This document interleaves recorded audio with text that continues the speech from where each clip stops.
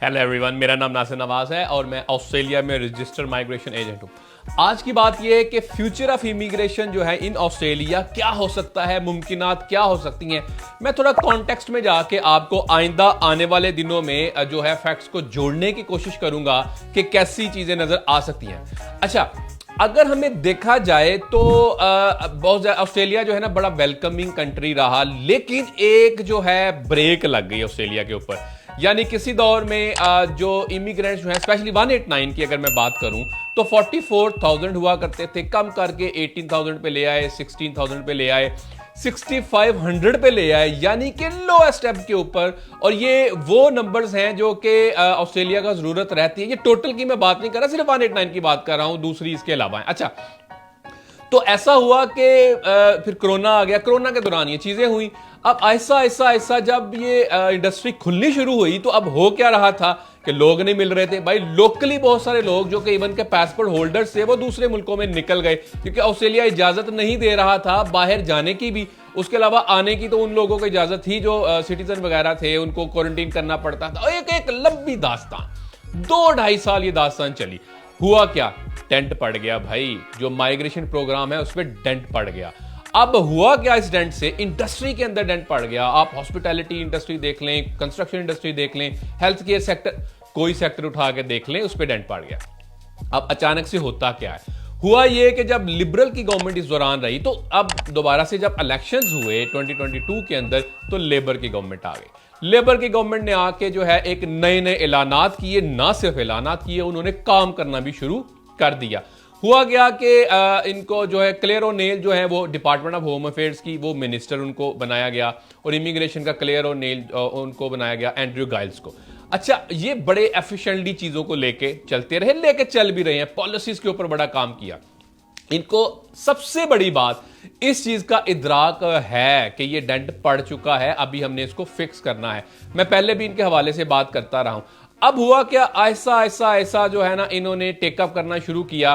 देखा जाए तो स्टूडेंट वीजास जो हैं उनको जो है उनकी प्रोसेसिंग तेज होनी, 8-8, 9-9 महीने, 10-10 महीने लग रहे थे, प्रोसेसिंग स्टार्ट कर दी। अच्छा, इन्होंने ऑटोमेट करना शुरू कर दिया। ऑटोमेशन के साथ साथ हुआ ये कि बहुत सारे अनफॉर्चुनेटली वीजास रिफ्यूज भी हुए। ये स्टूडेंट वीजास की बात कर रहा हूं।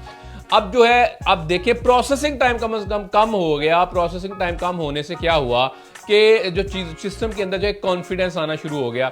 आमचोर के अंदर अगर हम देखें ना तो मैं आपको बताऊं कि मुझे खुद जो है पिछले, मेरा ख्याल है कि 2-4 दिनों के अंदर 200 वीजे आ चुके हैं। और ये जो है ऐसा हो रहा है, समटाइम हमें 2-2 दिन लग जाते हैं लोगों को बताने में कि भाई आपका वीजा आ गया। ये इतनी स्पीड के साथ काम कर रहे हैं। अच्छा, ये हो गई एक तरफ। दूसरा, इमिग्रेशन की अगर हम बात की जाए, इमिग्रेशन को देखा जाए तो सबसे ऊपर जो है 189 है, जो कि परमानेंट रेजिडेंसी है, जो फेडरल गवर्नमेंट की तरफ से आती है। तो 189 की अगर बात की जाए तो उसमें इन्विटेशंस आना शुरू हो गए। अब वो इन्विटेशंस आने शुरू हुए, लोगों को हैरान परेशान। 10,000 इन्विटेशन आ रहे हैं जनाब राउंड के अंदर, 12,000 इन्विटेशन आ रहे हैं। इस दफा तो इन्होंने उड़ा के रख दिया, यानी कि 8 दिसंबर 2022 को 35,000 इन्विटेशन दिए। 35,000 भाई बहुत बड़ा नंबर होता है किसी दौर में। ये टोटल जो है, अगर आप पिछले साल को देखें 6,500, तो टोटल साल में इन्होंने देने थे। इन्होंने इस इन्विटेशन राउंड में 35,000 इन्विटेशन दे दिए। उन लोगों को भी इन्विटेशन आए जिनको कभी यकीन था ही नहीं हमें इन्विटेशन आएगा। 65 पॉइंट्स के ऊपर, एलिजिबिलिटी पॉइंट्स होते ही 65 है, उसके ऊपर इतने इन्विटेशन आए कि लोगों ने उसको डबल चेक किया कि भाई हमारे साथ कहीं को हाथ तो नहीं हो गया, इन्विटेशन आ गया। ऑफशोर को दिए, ऑनशोर को दिए। ये पिछले 6 महीने इनकी गवर्नमेंट को अगर आप देख लेना, इतने इन्विटेशन दिए। अब आइंदा आने वाले दिनों में क्या होने जा रहा है देखें। आइंदा आने वाले दिनों में ये होने जा रहा है, एक तो अगर आप स्किल्ड है ना तो भाई आपका लिए ये गोल्डन अपॉर्चुनिटी है, आप ऑस्ट्रेलिया आ सकते हैं। आप ऑफशोर हैं, आप ऑनशोर हैं, आप ऑस्ट्रेलिया के लिए एलिजिबल हैं तो आपको अप्लाई करना चाहिए।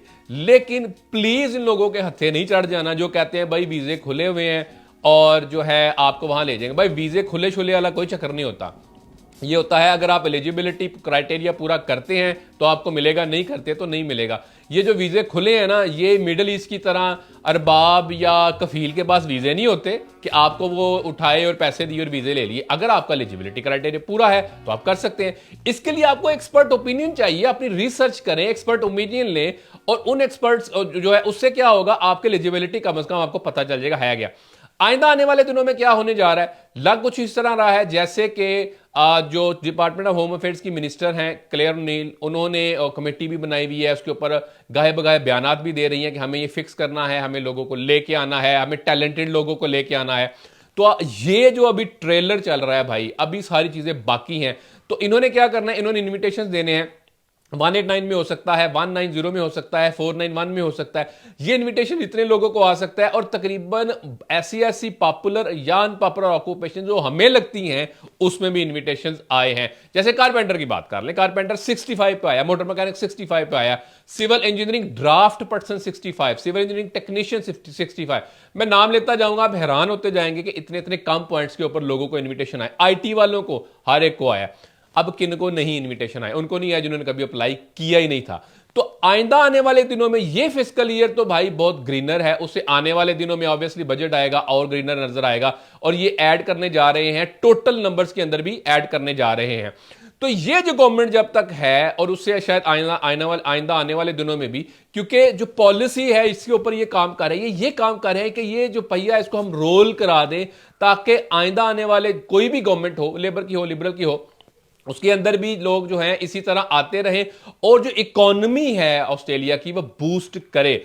आपने ये देखना है कि आपकी क्या स्किल डिमांड में है ऑस्ट्रेलिया में, ये नहीं है। अगर है तो तरीकाकार क्या है, तरीकाकार ये है, मैंने इस पे बहुत सारी वीडियोस ऑलरेडी बनाई हुई हैं। आपने सिर्फ सर्च करनी है कि कैसे कैसे स्किल असेसमेंट हो सकती है, वीजा कैसे हो सकता है, तो आपको बहुत ज्यादा जो है इस पे मदद मिल जाएगी। होता क्या है कि लॉज चेंज होते रहते हैं, पॉलिसीज चेंज होती रहती हैं। मैं कोशिश करता हूं इसके ऊपर आपको गायब गायब बताता रहूं। तो आइंदा आने वाले दिन जो है वो बड़े ग्रीनर हैं, इंडिकेटर्स तो यही बता रहे हैं। जैसे जैसे और खबरें आती रहेंगी मैं आपको इस हवाले से बताता रहूंगा। हमें सपोर्ट करने के लिए, हमारे चैनल को सपोर्ट करने के लिए सब्सक्राइब करें। Thank you.